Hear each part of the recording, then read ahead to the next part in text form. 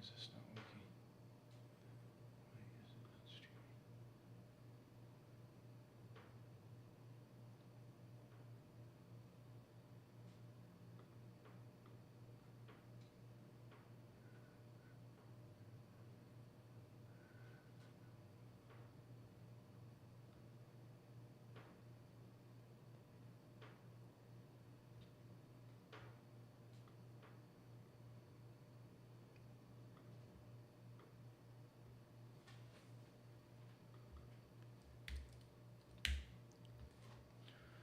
All right, I see we're coming back on a different stream.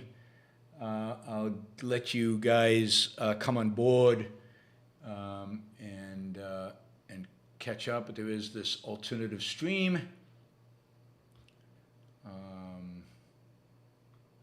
Got a few people showing up.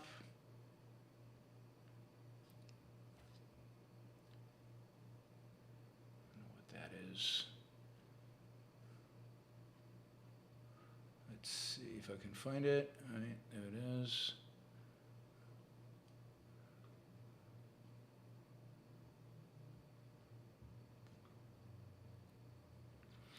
All right, thank you all for joining me in an alternative stream. Sorry we got bumped off.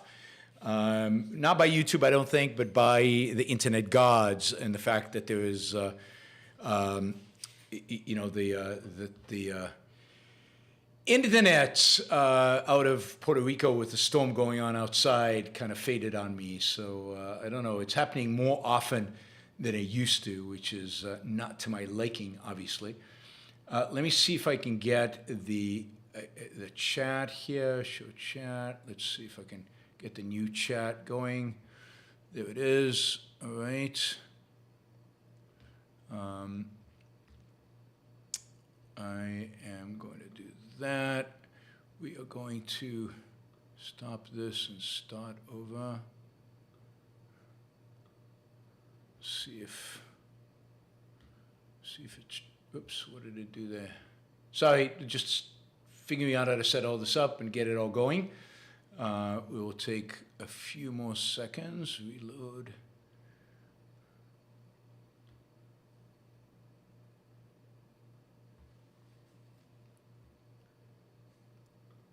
And I've not lost the super chat, so don't worry, the super chats are still here. So no problem. Hi, Stephanie. All right, we're here. So we lost about 100 and something people. There were 180 people watching before this cut off. So that sucks, but it is what it is. Let me just post it on Twitter that we're here. Let me just do that quickly. Continuing live here. And we'll do that. All right. All right, let me, I'm gonna take go to the super chat questions. I'll just say this to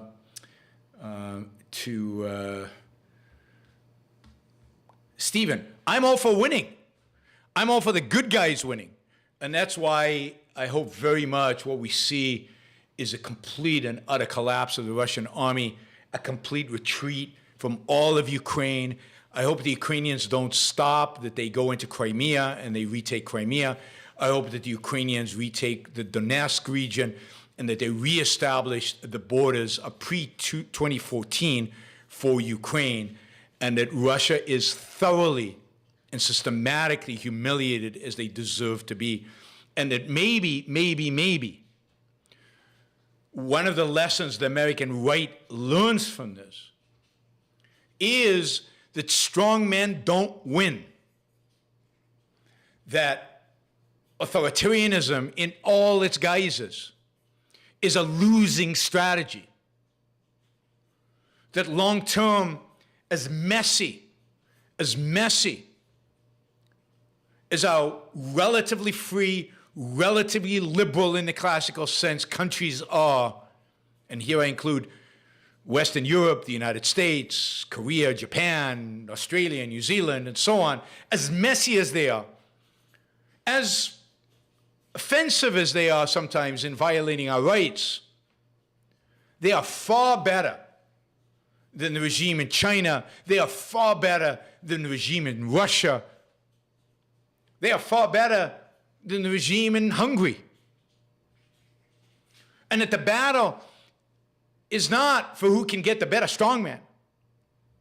The battle should be and must be on establishing greater freedom in those countries where freedom is still possible. So I hope that Putin is thoroughly, systematically defeated. And for those of you asking, is Ukraine free? It's as free as many Eastern European countries are. It is and was significantly freer than Russia is. I found Russia to be the most oppressive of all the countries I visited, more oppressive than China. So, free in terms of your individual liberties, no country is completely free. But Ukraine is was by far better than the horrors of Russia. Zelensky, with all the criticism you can load on him in how he governed, and certainly there's a lot to criticize, was far better, far more respecting of individual liberties than Putin has ever been, particularly Putin of the last 10 years, that has become more and more and more authoritarian. So no, there's no comparison. Is Europe free? Is the United States free? Not as free as I'd like it to be, but freer than the bad guys in the world. Ukraine was corrupt. Ukraine was corrupt, no question. Just like Brazil is unbelievably corrupt. Is Brazil a free country? Basically, yes. Is Russia more corrupt than Ukraine? By far. It's just the difference is that in Russia, the corruption is institutionalized. The corruption comes from the top. And who is probably the richest man in the world is Vladimir Putin, who has actually created zero amount of wealth, arguably destroyed wealth. And yet, his Swiss bank accounts are bigger than any oligarch from Ukraine or any Russian oligarch. If that's not corruption, I don't know what is corruption. Russia is probably the most corrupt country in the world today. So, God, frozen again, huh?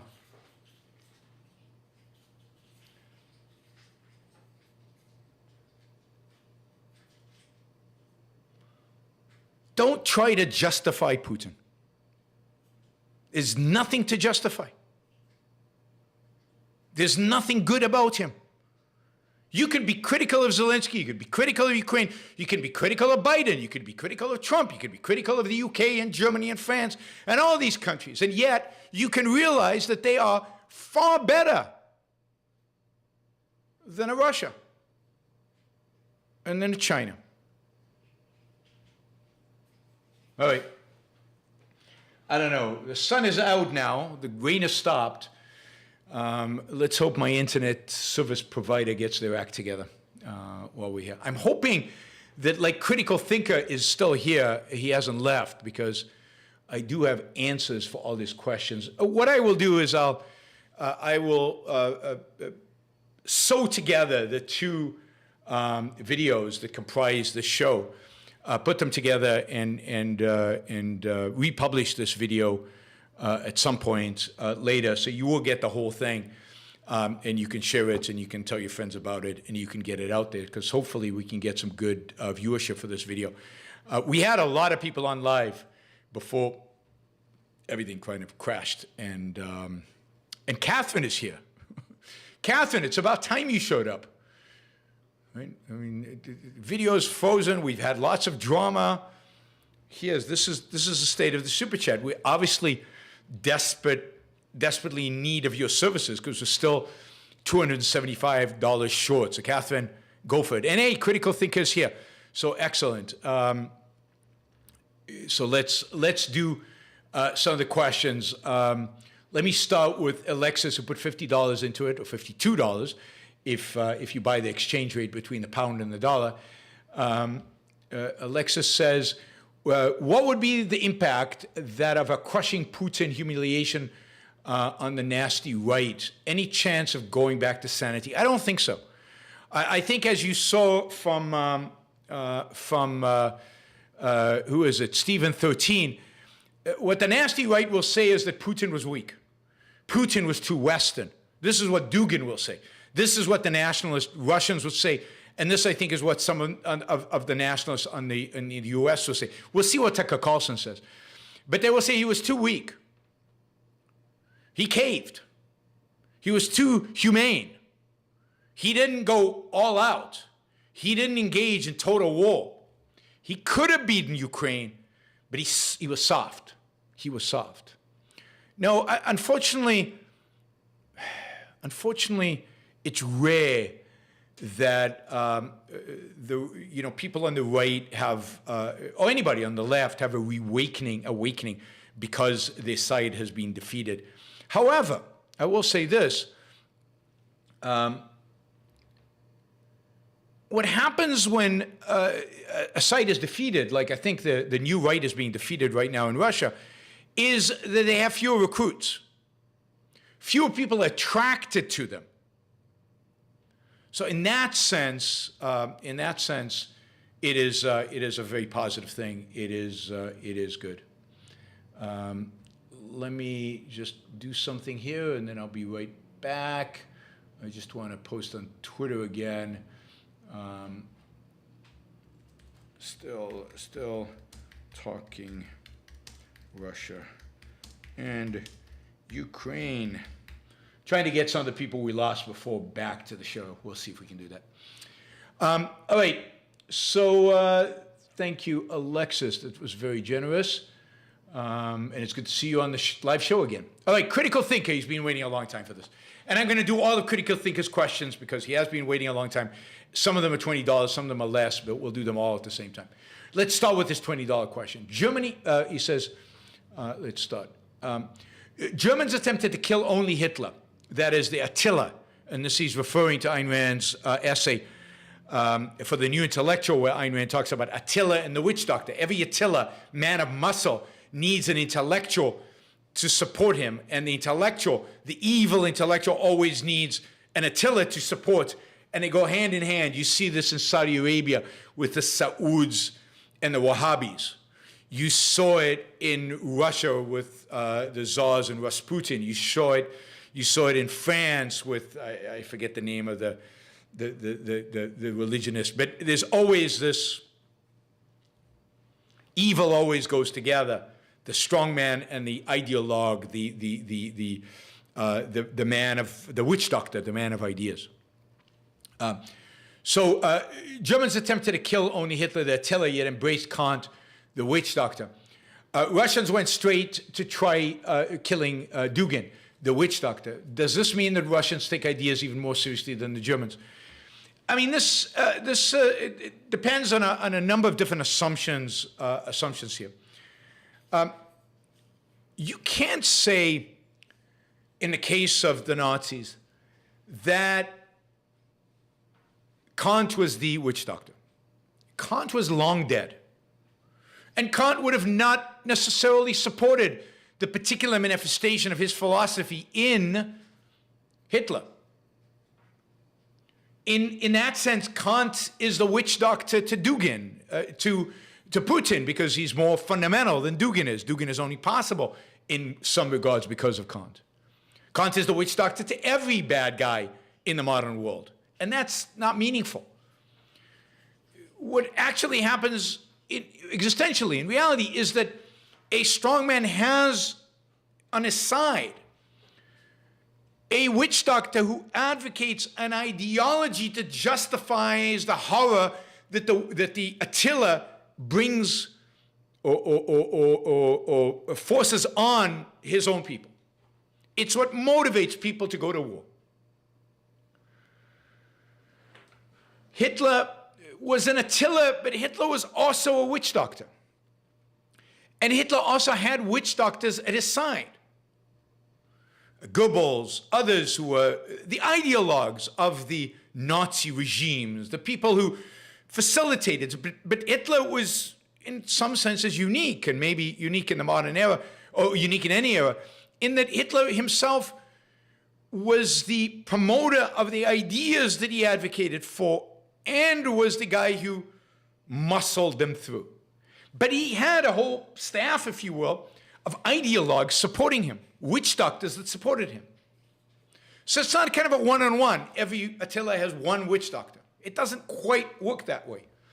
It's the idea that Ayn Rand is getting to is that Attila, the man of muscle, the man of force, must ultimately convince the people, not just with force, but with ideas, with an agenda, with an ideology, with a dream, with a vision. And that vision is the greatness of the Aryan people, which Hitler was very good at articulating. And again, he had people like Hess and Goebbels and others who helped articulate it with him.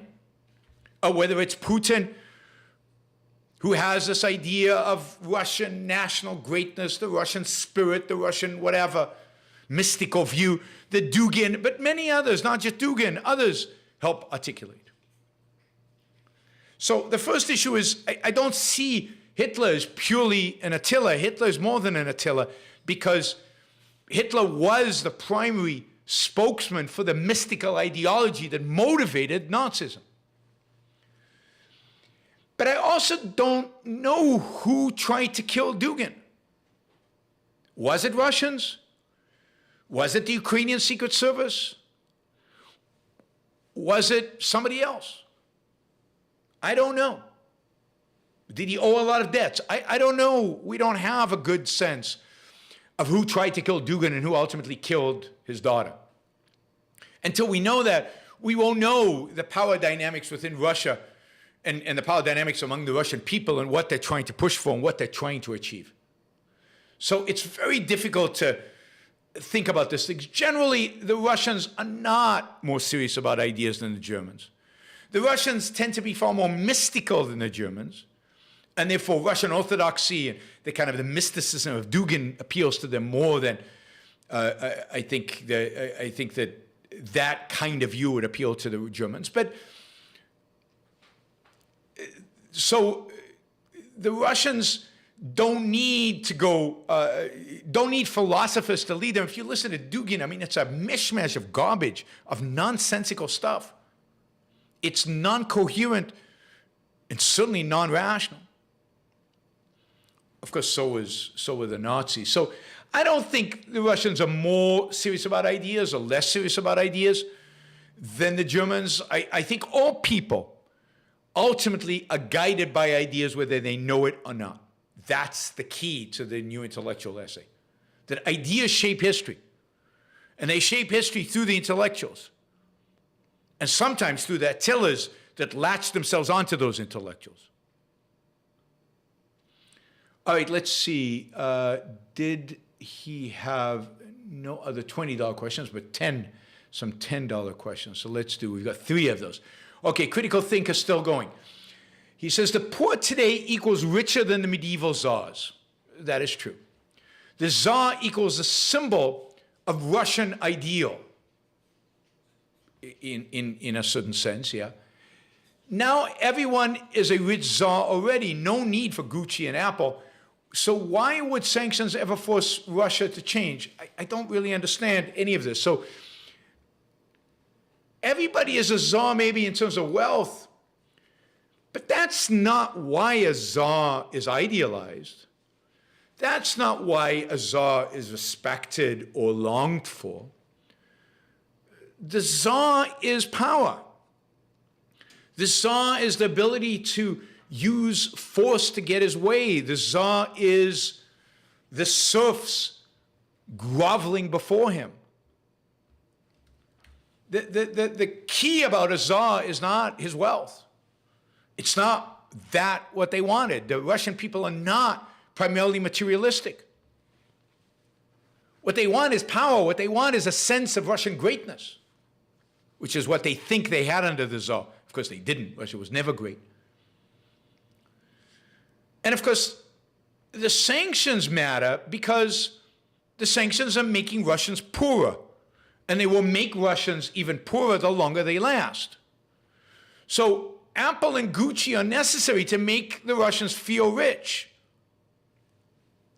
And they're gone, and the Russian economy can't make them feel rich because the Russian economy is not a rich producing, a wealth producing economy. It is a resource-based economy, which can't feed the Russians at the kind of level of wealth that they have grown to expect. But it's not even that sanctions are geared towards forcing Russia to change. Sanctions will not force Russia to change. Russia is used to poverty. Poverty is, you know, par for the course in terms of Russians. What the sanctions are really doing is squeezing Russia financially. Squeezing Russia financially so it cannot afford a war. It cannot build new weapons. It cannot restock the weapons that it already has. The sanctions are forcing Russia, make Russia far more dependent on its natural gas export. So in the end, it can't really afford to stop gas from flowing. So sanctions are working in a sense that they're impoverishing Russia and making it impossible for them to have the financial resources to build new tanks or the equipment to build new tanks. It turns out that most of the Russian weapon systems require parts from the West, parts they cannot get, or parts from, you know, the aviation airlines, parts from Boeing, parts they cannot get. So after, you know, they can get them from maybe a little bit from China, although China's hesitant. They can get them a little bit from Iran, North Korea. But they're not going to fight a war with the support of Iran and North Korea. That's not going to generate anything. And indeed, the defeat of Russia, which we're witnessing, I think, right now, is going to push China away from Russia. China doesn't want to be associated with a loser. I mean, who knows? China might take advantage of this and reclaim some territories in Siberia that it claims are theirs. All right, critical thinker also asked, if only changes in spiritual space to stare at on a news map is what winning, losing means to Putin, why not first retake all spacious, useless, undefended areas for Ukraine for CNN so Putin retreats? I don't really understand the question. So if we took all the spacious, useless, undefended areas of Ukraine and put them on a map, why would Putin retreat? I don't get the question. I don't understand it. But the point is not that Putin just wants to stay at a map. The point is that Putin wants power. He wants power over Ukraine. He wants power over an empire. He wants the sense that there is a Russian empire and that Russian empire is efficacious and powerful and a player in the world. I mean, a lot of this is about being a player. For a very long time, certainly since the fall of the Soviet Union, the world has been dominated by one superpower. Russia wants to be a superpower. And so it wants to dominate this space called Ukraine and dominate its people in order to boost their own self-esteem. But we know that force does not boost your self-esteem. A map doesn't give you a sense of anything. It's boots on the ground. It's how much power do you exert yourself? How much power over people? Not maps. Maps are meaningless. All right, we have one more question from Critical Thinker. If witch doctors are more crucial than Attilas, and prime ministers must regularly meet the monarch for advice, doesn't monarchy have power for better or for worse, if the ruling monarch has agency. I mean, a monarch has some power, so this relates, I think, to England. They have some power in the sense of they have some moral authority. They're respected, they're looked up to, they have a bully pulpit. But they don't have any existential power, and their power is very limited. If the monarch turned against the government in England, for example, I think they would lose whatever power they have very quickly. So I don't think that this is an issue of witch doctors and Attilas. Prime ministers might be Attilas, but monarchs are not witch doctors. Monarchs are just symbols. It's a symbol. People like symbols. Symbols are valuable. But they're not more than just a ceremony and a symbol. They don't really have any existential power. They don't really have any influence beyond what they say and the degree to which they move the people. And then, again, if they deviated outside of kind of what was acceptable for a monarch to say, they would lose that power. So they're very limited in scope. Like Catherine has just donated $5 to remind you all that we are $206 short of our goal. So just a reminder to spur you on. Okay, I'm going to go for the $20 and $50 questions. We got one for 50 from Shazbot. I know I still owe you a couple of TV shows, and I owe somebody a music thing, so I'll be working on that. Shazbot says, thanks for the Ukraine-Russia update. I don't expect it today, but I hope you can also give us an update on the war between Eminos 7 and Vendika soon. That's the Star Trek, I'm sure. I apologize. I'm sure I'm going to watch those 2 episodes on my flight to Korea on Tuesday, and one of my shows from Korea will cover those 2 episodes. All right, let's go through this. I'm looking for relevant ones. Theme Master says, if Chechnya attacks Russia, shouldn't they be worried about their nukes? Yeah, but, Russia's never used nukes against Chechnya. They fought 2 very brutal, very disastrous wars there. A lot of Russians lost their lives. Chechnya, I mean, the main city in Chechnya was flattened completely in that war. And the Russians never used nukes. So, again, it's within Russia. Nukes in Chechnya would impact Russian territory. And Russia considers the Chechens Russian citizens. It's a civil war more than anything else. But it would be a war of secession. And Russia has never used nukes on its own people before. It's never used nukes, period, on anybody. John Bale says, Russian city officials are calling for Putin resignation. St. Petersburg's officials call for Putin to be charged with treason.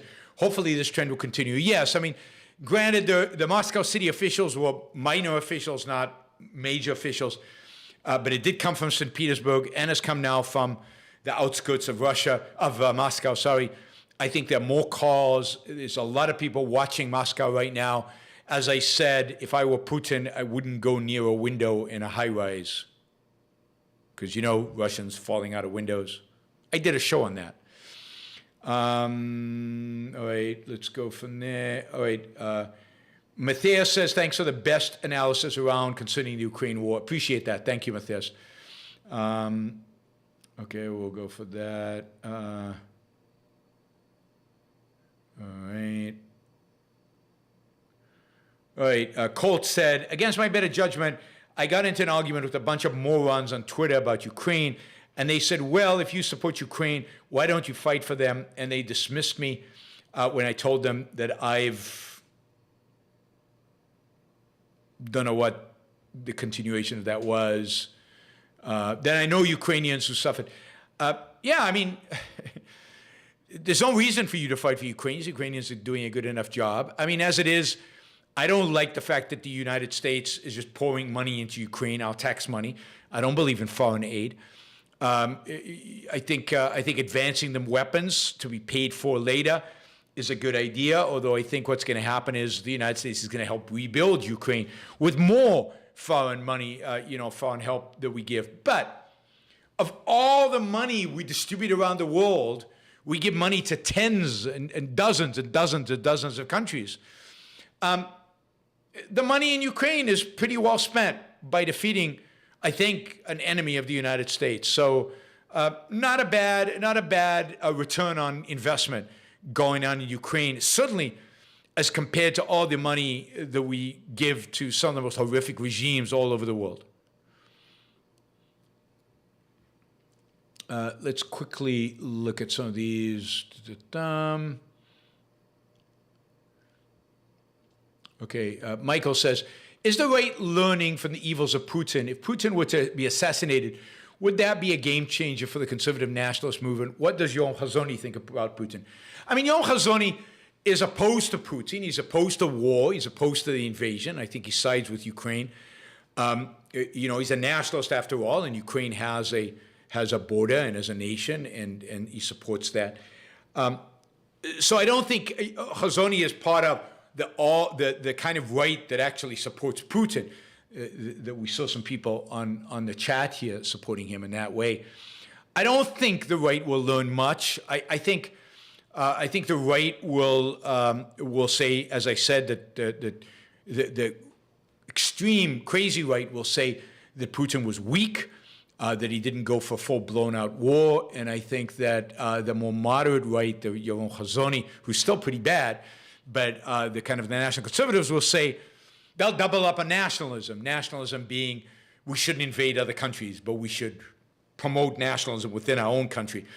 And what Hazony and most of the nationalists evade is the fact that nationalism always leads to war. Nationalism always leads to war. You can't separate war from nationalism. But maybe they're going to have to learn that the hard way. Roland says, go Ukraine. Thank you, Roland. That's off topic. That's off topic. That's done. Enric says, thanks for the evaluation. That is done.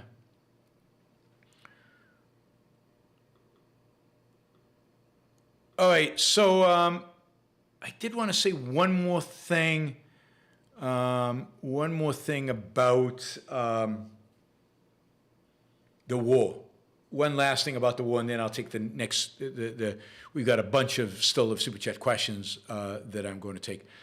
One more thing about the war, and that is that the defeat of Putin, and this is not good news. So the defeat of, if the Russians are indeed defeated, if the Ukrainians are going to win, if Putin is defeated or is viewed as being defeated, one of the winners of that is Biden and the Biden administration and potentially the Democrats.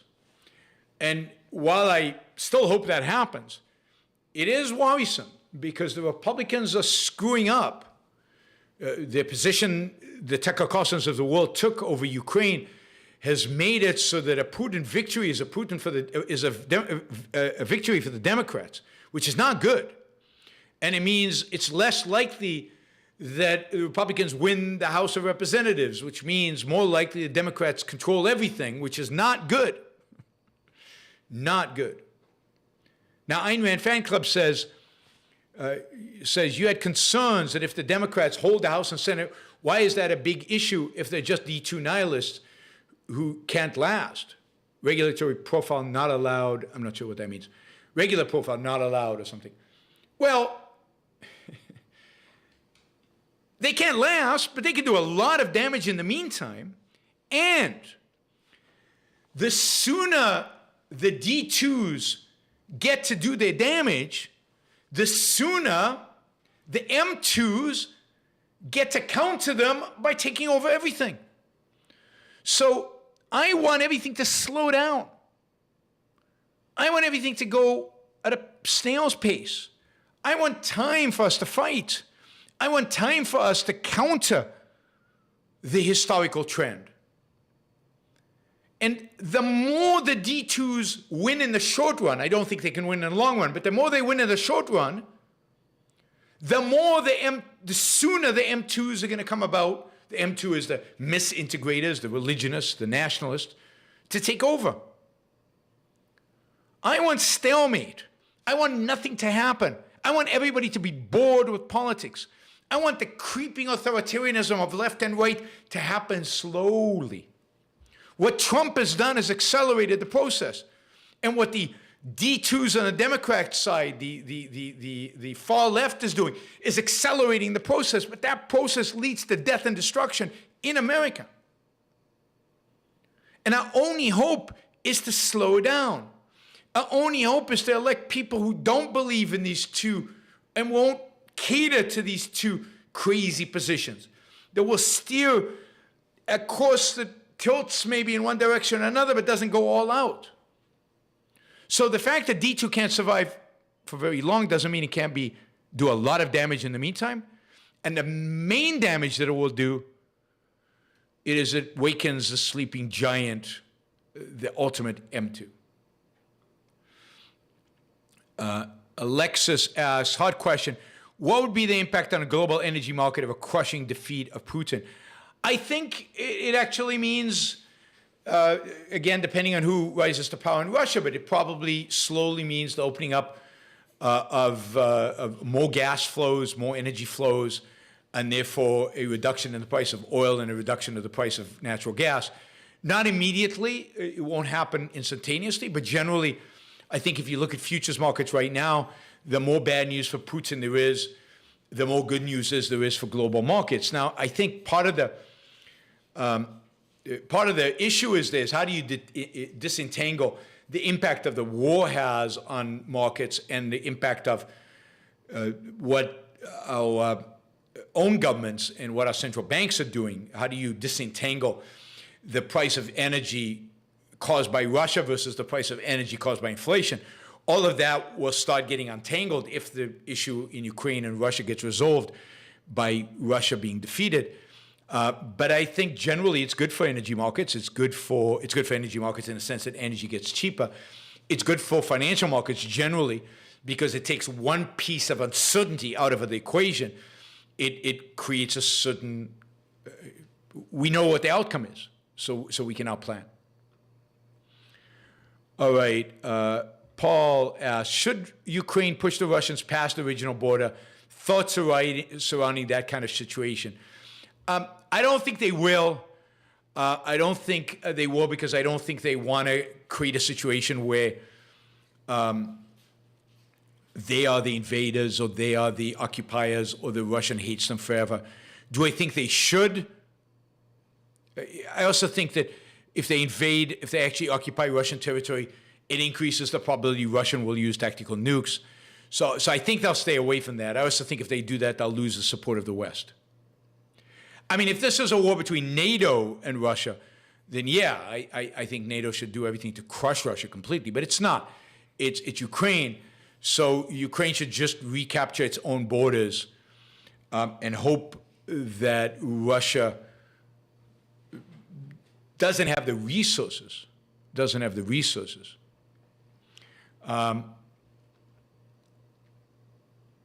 Alexis says his oil stocks will tank if I'm right. Yes, I think that's right. I think Monday all stocks should go down, would be my guess.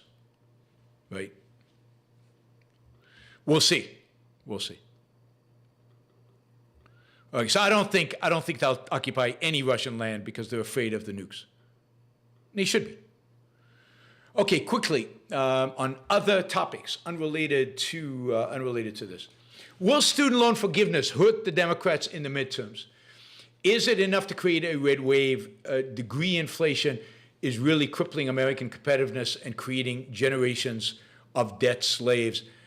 No, I mean I don't see any signs of a red wave created by the debt forgiveness. There's also, remember, a blue wave created by Roe versus Wade. There's also this war in Ukraine now that's going to impact the elections, and Biden, if the Ukrainians win, Biden will take credit for that. There's a lot going on, and there's also really, really, really bad Republican candidates, although in some places it looks like maybe the Republican candidates are gaining ground on the Democrats. So between now and November, it's going to be very hard to tell what's going to happen. But I don't see a red wave unless something happens, and maybe I'm missing the degree to which there's angst around this student loan forgiveness. Maybe, but I don't see it yet. Liam says, off topic, but I was listening to Blake Scholl's TED Talk about Boom Airlines. He gives off great, benevolent, optimistic energy. He reminds me a little of Alex Epstein. Did he used to work for ARI? No, Blake has never worked for ARI. The bad news right now for Boom is that Rolls-Royce has withdrawn from building an engine for the Boom supersonic jet. So it's going to be interesting if they can find somebody to build the engine. That would be very exciting if they do. Blake is an objectivist, yes. Theme has to ask, what do you think of the facial expressions and body language of Liz's team behind her parliament, including Kemi, when she was introducing the price cap? They seemed angry and let down to me. I don't know. I didn't watch that, so I didn't see it. I wouldn't be surprised. Kemi would be horrified. She knows enough economics to know that it's ridiculous. Yeah, I mean, I think the general sense is probably within, yeah, maybe she had to do it for political reasons, but it's a stupid policy. Theme has to ask, could some merit be given to Liz Truss if her plan is to promote freedom as well as keep voters by leaning towards a free market after the winter when people stop using the heating? Let's see, right? I mean, is she playing 3D chess? That's the question. I doubt it.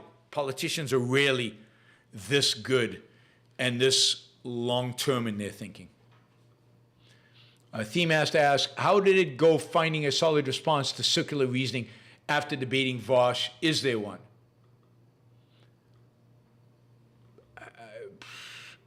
I don't know. You know, I don't think there's no obvious, right? There's no obvious thing that if you say would get them. You know, they're stuck in circular reasoning, and you're not going to break them out of it. Hopefully, I did enough to cause the audience to think that he was using weird, irrational reasoning so that they might have listened to me more carefully and maybe followed me at some point. There's some evidence to suggest that happened. Hopper Campbell, do you ever think you've just rationalized your optimism and really the world is doomed and there's nothing that's going to stop it? We've crossed a point of no return. Sure, I think about that all the time. I am tempted to take that view. It's very tempting. But I also find it too easy because it was tempting to take that view in 1980. You could argue Ayn Rand did. It was tempting to take that view in the 80s. Leonard Peikoff and Harry Binswanger did back then. Or in the 90s. I remember in 1987, a speaker at the Objectivist Conference saying that gold was going to go to 30,000. And we were entering a period of hyperinflation, just as inflation was being crushed. At every point, 9/11, great financial crisis, now, it's easy to see doom and gloom. It's easy to see that it's going to completely collapse.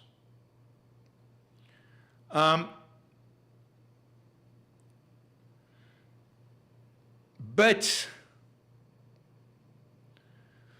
it hasn't. And because you focused on all the negatives, focused on all the doom and gloom, you miss out the positives. You miss on the good things that are happening in the world. We missed globalization. I missed globalization. I missed China, and I think overall China's been a good thing for the world.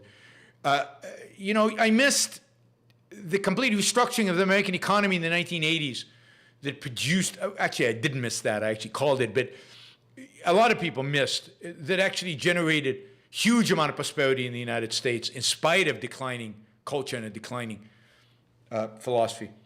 So there's a lot going on under the surface. You can't just look at the universities. You can't just look at one country.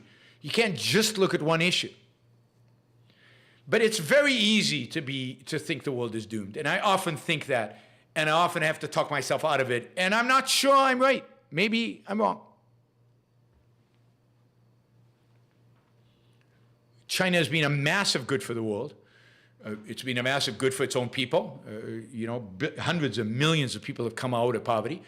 And China has basically lowered the cost of living and therefore raised the standard of living for people all over the world in amazing, unimaginable ways. So net, yeah, China's been good. Now, will it continue to be? Will it be in the future? It's certainly turning away from being a good force, but it has been net good for the world. Absolutely, no question about it. It has raised your standard of living dramatically. The little bit of freedom in China. Anthony, off topic, any views on Artemis 1 delays compared government NASA to many private space companies that are making great innovations at the moment? Yeah, I mean, it shouldn't be too surprising. I wish NASA just left it to the SpaceX's of the world, get out of the business, maybe fund some of it for strategic reasons that the United States needs, for satellites, military satellites, things like that, but let the private sector go. On the other hand, don't read too much into delays. I mean, SpaceX has had lots of failures. Failures are not a sign of doom and gloom.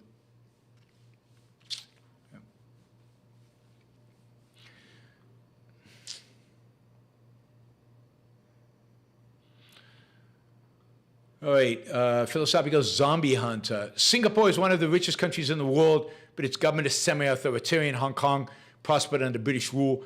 How have they prospered despite not having political freedom? I mean, Hong Kong had the important features of political freedom, free speech, which is the most important freedom, freedom of the press, freedom of speech. It had all that in spite of not having the vote, not having elections, not having democracy. And you can do that for a while, and you can do that, I think, in a small territory. I don't think it's scalable.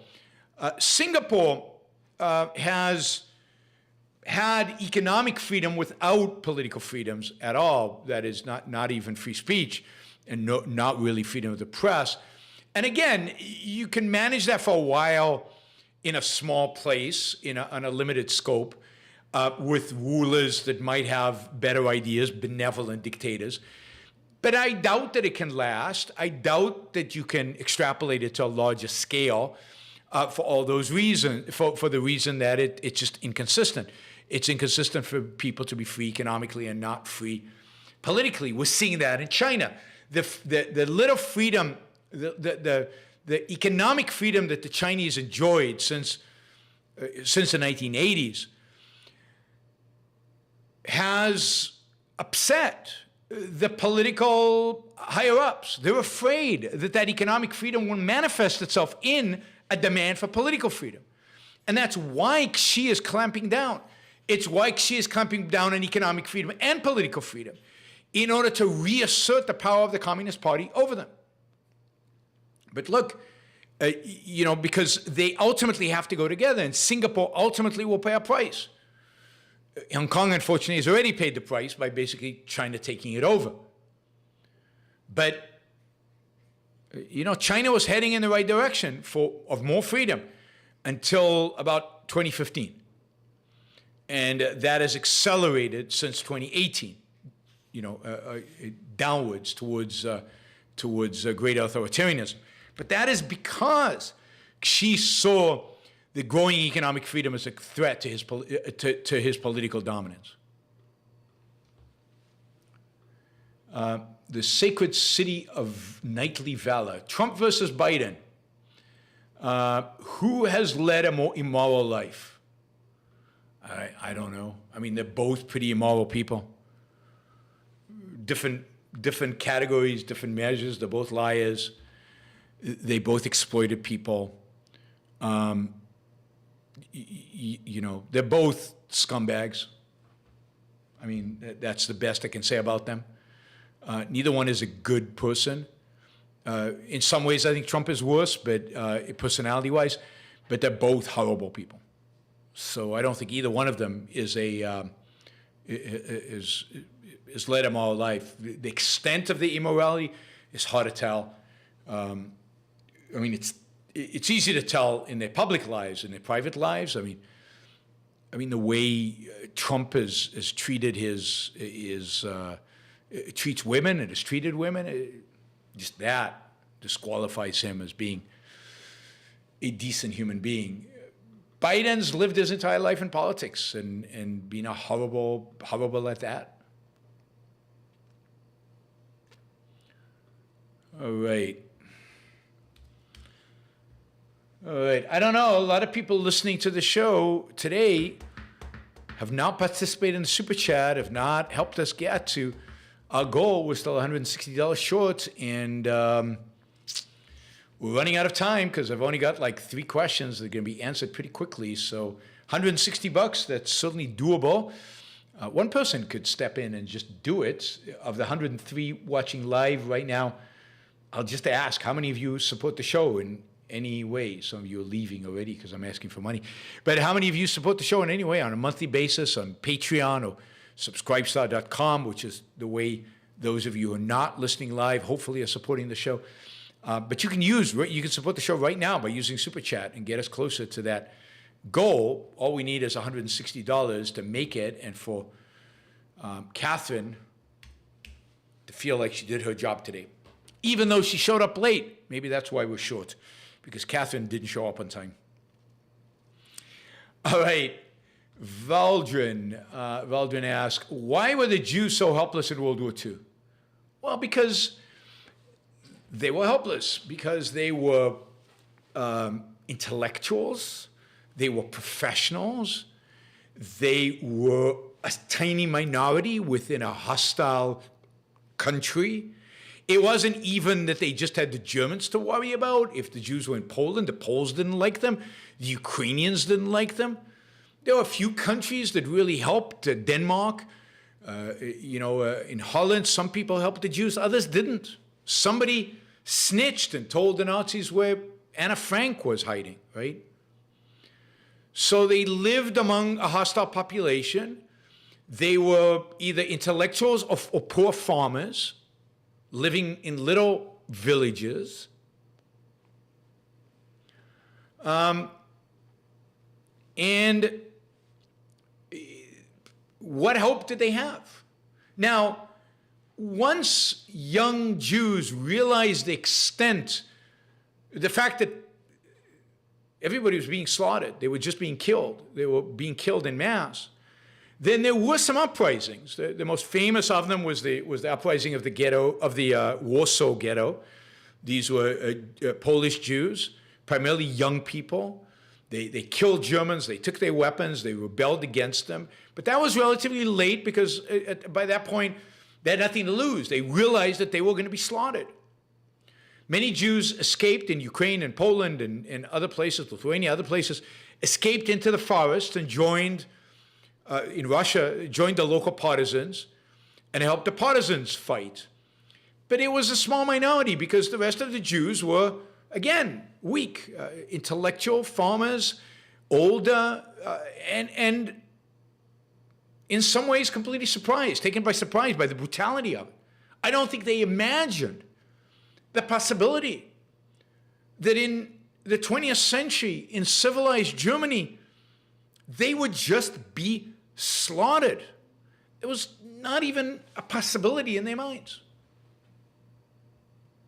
But it is sad to watch them just being led into, sad and a little pathetic, certainly at some point, to watch them being led into the gas chambers, knowing exactly where they were heading, and them not, at least die fighting, jumping on the guards, doing something.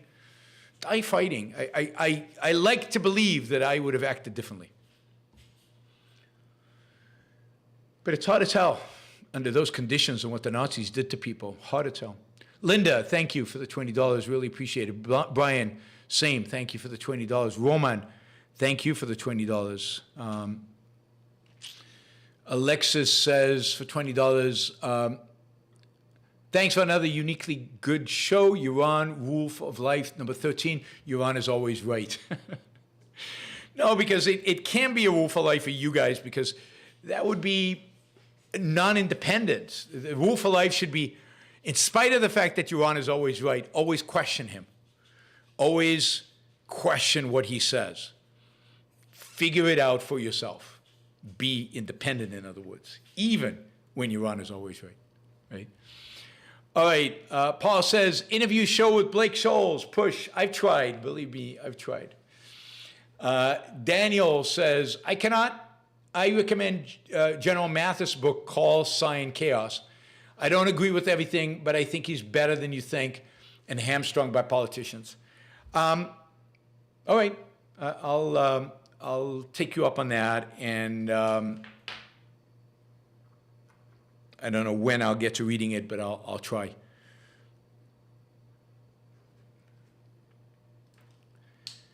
Let's see. We've got a few more, and then we're really out of it. We're out of questions.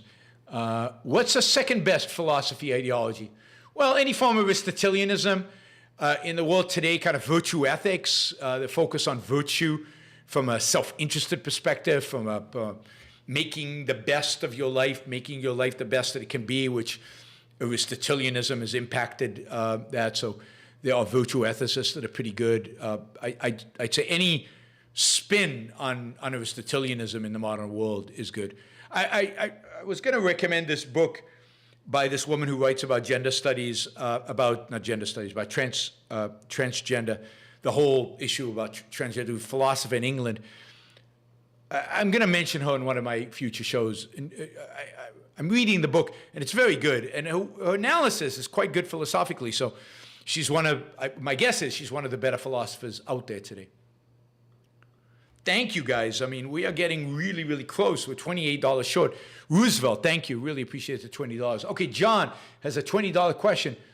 He says, should video games be considered a classical form of art? If so, would you be open to review them? I don't know that video games have reached the level of art. I don't know that they can reach the level of art. Maybe. So I think that's something to strive for. I think it's something that I think it's something that maybe can be achieved. I don't know that it has been, but maybe can be achieved. I won't review video games because I don't know how to play them. So if it involved me watching somebody else play, then maybe I could review them, but I'm not sure then I would get the full experience of it. So I don't know. I have entertained the idea that video games could be art. Other objectivist philosophers have said that probably cannot. I think it's still an open question, but I won't review them because I can't play them. Never played video games. I mean, I played video games in the early 80s, but they don't count. Francis says, a great show. Have some my devalued currency. Thank you, Francis. Appreciate it. Sorry about the devaluation. The Turkish lira has really taken a beating. Three Master says, £3, everybody. Thank you, Three Master. Yeah, if everybody gave £3 right now, we would easily make our target. We're only $24 short. Somebody with a $20, $25 question, and we're done. Okay, we've only got 2 questions, so we're almost finished completely. All right, Frank says, have you seen King Charles's comments about modern architecture over the years? Do you think he is right or just didn't understand these structures? I haven't seen them. I've seen King Charles's comments on climate change, and they're horrific, or the Great Reset, and they're horrific. I haven't seen his comment on architecture. I will try to catch up. He probably hates modern architecture. I actually like much of modern architecture, not all of it. Some of it's boring, but I like a lot of it. All right, All W has brought us within $3.76 of our goal, and Valdrin has just taken us over that. But so thank you guys. We made it. We made our goal, as usually happens when Catherine is with us, even when she comes late. So thank you everybody who participated. Ollie W says, if you were PM in the UK, how would you tackle both the cost of living and energy crisis? Well, I would immediately approve fracking in whatever lands that you had control over as Prime Minister of the UK. I would immediately approve the fracking. I would immediately approve new drilling in the North Sea or anywhere else. I would stop the massive investment going on in windmills, and I would take that money and basically take it and you know, I don't know how much of a deficit the UK government is running. So if there's a deficit, use it to cover the deficit. If not, use it for a tax cut. I would immediately start building LNG ports. I would explain to the British people that they're going to pay higher energy bills over the next year or so, hopefully not more than that, because of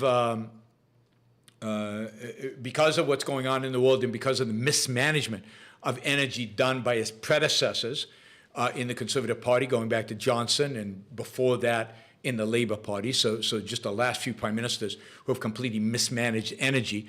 But there's no shortcuts. There's no way to solve that problem without a lot of hard work.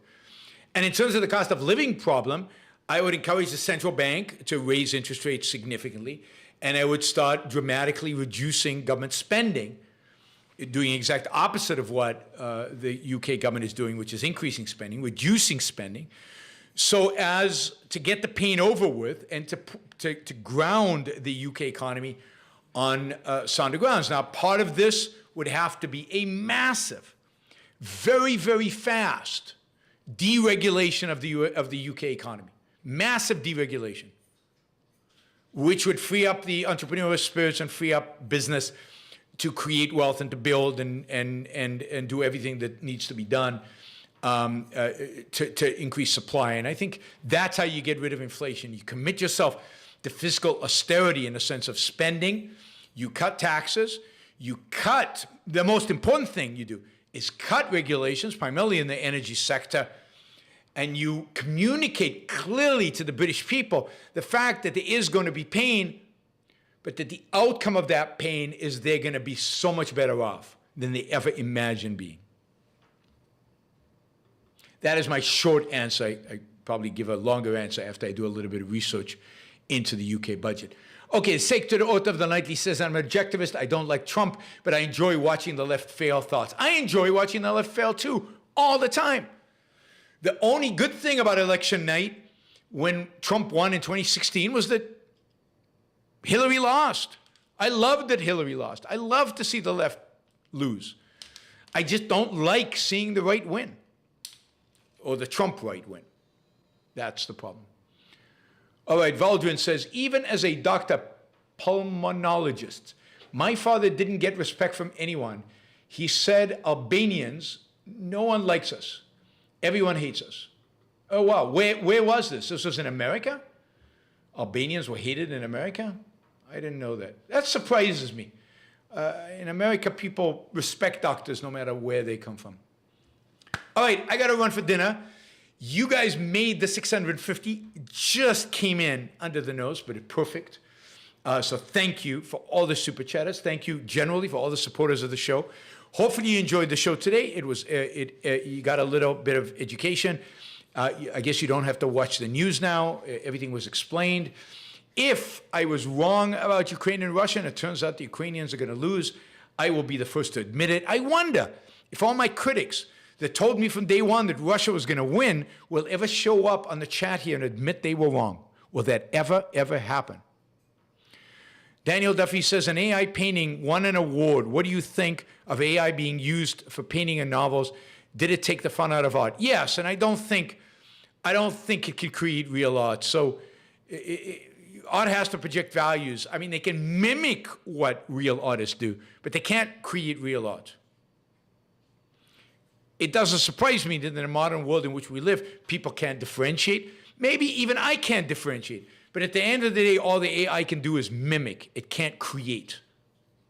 And what's important is the creation. All right. Thanks, Daniel, for that final super chat question. Thank you, everybody. I'll see you tomorrow. I'm not sure exactly what time. We'll see how the date pans out. But I will definitely see you tomorrow. Monday, I don't know about a show. And then I'm off to Asia, so it's going to be tricky. But we'll see. So thank you for the super chatters. Yeah, see you tomorrow. Bye, everybody.